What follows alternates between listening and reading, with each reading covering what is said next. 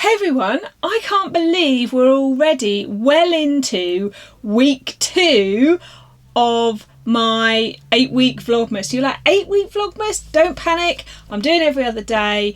We're well into it now, getting a bit of a rhythm.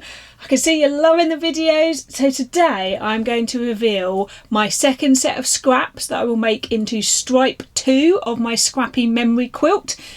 There might also be a mystery word today, and also I will be unwrapping a advent calendar gift. Don't panic if you are someone who is having advent calendars later. I know I'm just breaking all the rules, because just quickly skip past it. I don't talk about it very long.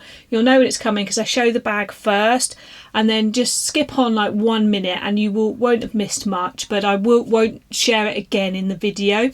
And at the end of today's video, there's going to be a bonus section showing you what to do with the trimmings, these gorgeous things, if you make a pom-pom or you've got some wool or anything like that. And it could be a great little Christmas tree ornament. You might be again, Christmas, Sam, it's only November. But look, this is about a slow, thoughtful, considered build-up, and we need to take time to do that. So I would rather be getting ahead of the game. I like to not rush. It puts our nervous system in a bad place.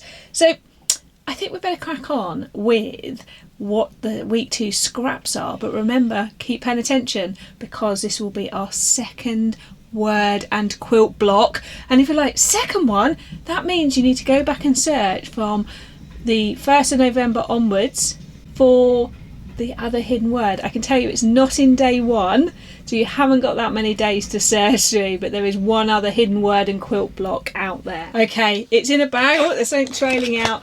At the moment, the scraps are a bit bulky. Again, I've got these all sorted. I don't know which one it is till I open this right now. But I've had to go in these, not in the bags I planned, because they're a little bit bulky. If you want to hear a full talk through of the memories of these scraps, or much more about the making of the memory quilt, there is lots of content going up throughout Vlogmas for my lovely members. You could just become a member for the next 2 months as like a little gift to yourself.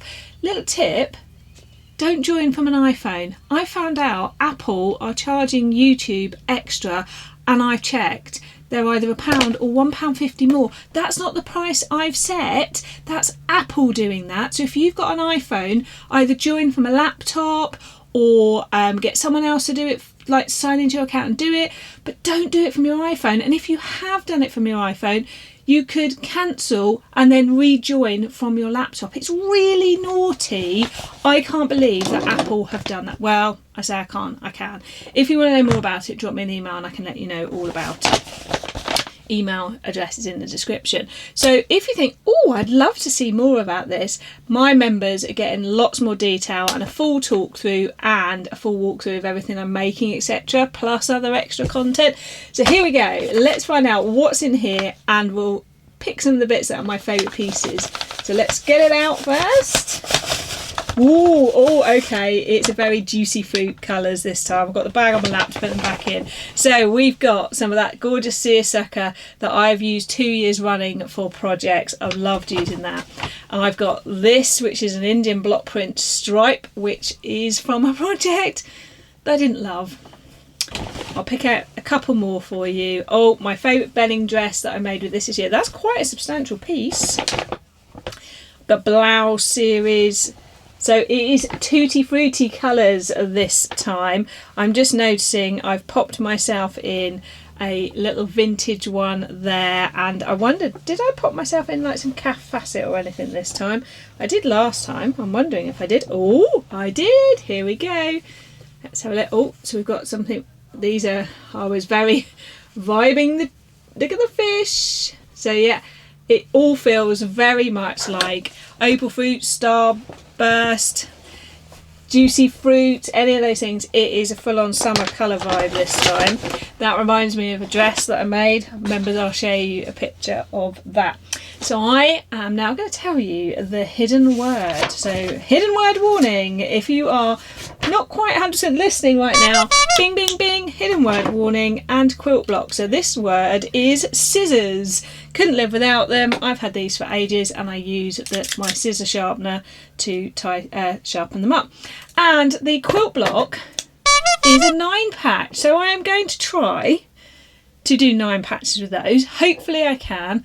Gotta be a bit more accurate, so I might need to use my rotary cutter. Last time I used it I did cut my finger. Last time's word, bit of a clue, I did quilt in that style, the quilt block. So I'm going to try and quilt it, but I can't guarantee it, and it might be I do some of them because I don't want to overly restrain myself from the joy.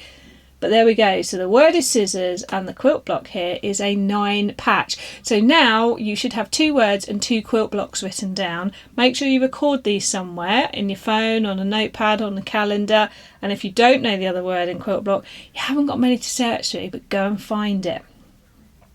So let's open an Advent gift. Very soon I'll be able to start opening the ones from Julie as well. Right, so if you have the Becky Sewing Studio Advent gift, don't watch this bit. I'm about to open this, okay? I've done them completely out of order as well, so you wouldn't even, like, it's just, yeah, I've played with the whole thing. Oh, it's a bit bulky, but a bit bendy. Bulky and bendy. Feels like that should be on someone's dating profile. What have we got? Oh, look at that. That's fun, isn't it? I need my glass on. I'm loving the print on that. So, to me, it's like a key fob, or like this. Could you fit? I couldn't quite fit my wrist in there. Fit my hand on it. What exactly would we describe it as? Is it a key fob? Is that what we would describe this as? I love it though. Really gorgeous. So do you have any tips for me about 9 patch quilting? Do you see any colours there that you go, I can't wait to see those put together? Any advice? So I am now going to cut to me that recorded at another time and place a lovely little idea for, again, using up some bits and pieces that could make a really unusual decoration. I'm going to show you how I found a way to use up the snippings from Pom-Pom. So if you've made any Pom-Poms in ideas for what I've shown, this is a way. I love this. It's almost like flocking. I'm terrified to sneeze by it. It sticks to my trousers. A bit did get on the carpet. That was fun to hoover up.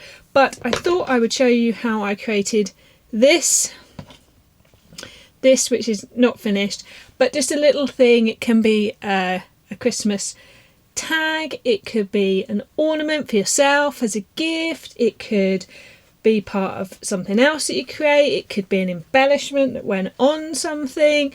There's lots of ideas for what to do. So I've made a couple of examples which are, as I say, here, but what I'm going to do is tell you what you need. So obviously this is just trimmings from Pom-Poms. You could snip wool if you don't have it. You can use lots of small pieces of fabric instead. They actually had, not this season but last season, I think season 10 on the Great British Sewing Bee, they actually had this as a way to make a bag. So they literally used rotary cutters and trimmed up loads of scraps to put in.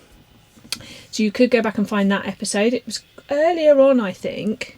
What you need that you might not have is organza. You'll have fabric scraps, you might have wool scraps, you'll have something you can sandwich in. Organza you can buy fairly inexpensively if you are in the UK from places like Pound Fabrics. If you are elsewhere in the world, it's one of those things that often gets stocked in dance shops.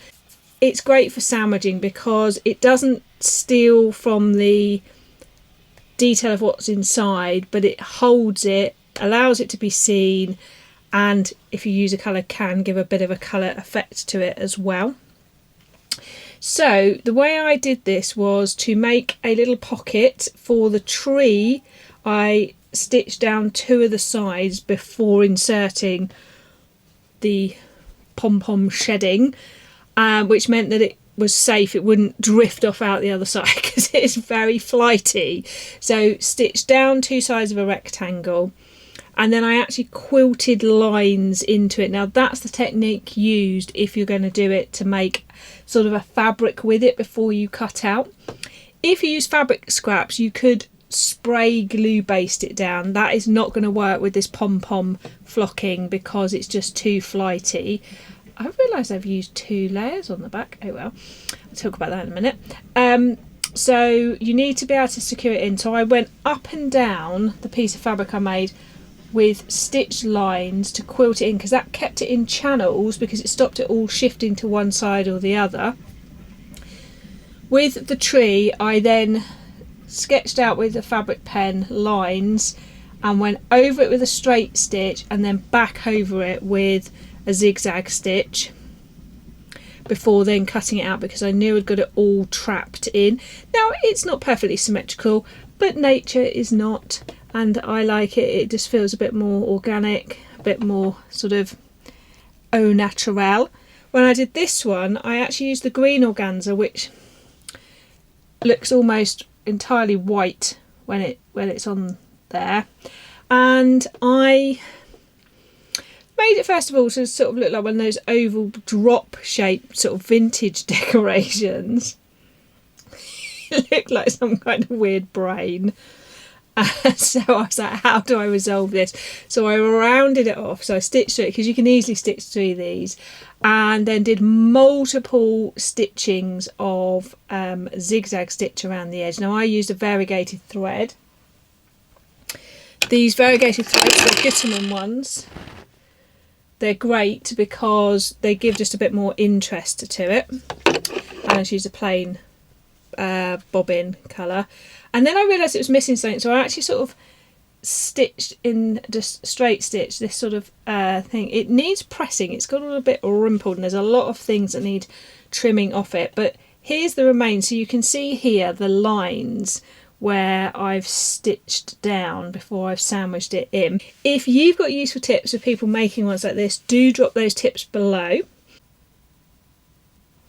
And obviously this one needs press. I'm going to press this with a pressing cloth, because organza is not natural, so it doesn't like the heat. You don't want this sticking to your iron, so you need a low heat and you need a pressing cloth, because otherwise you're going to end up with this stuck to your iron, and I don't want any messages of people going, I stuck it to my iron. A zigzag stitch is really helpful around the edge because it just helps trap everything in, and I could even do another one now with a variegated. Having variegated thread is a great option. I have a box that I store my special threads in because they're great when you want to elevate. As I say, Gutermann do a wide range. So I've got like these like nice glossy ones, and then I've got variegated ones such as this one. I have run out of quite a few of them, but you can also get, this must be Anchor as well, metallic ones. But if you use, look at this one, metallic thread, you need a metallic needle, because if you don't, it will shear it. The eye of a normal needle will just ruin it. No idea where I got these from, but look at that. Do let me know if you've ever done anything like that. Let me know what how it's worked for you, and also any tips for other people, or if you've never tried anything like that and you're going to give it a go. Organza is available in lots of places. I will catch you again in 2 days' time. Bye.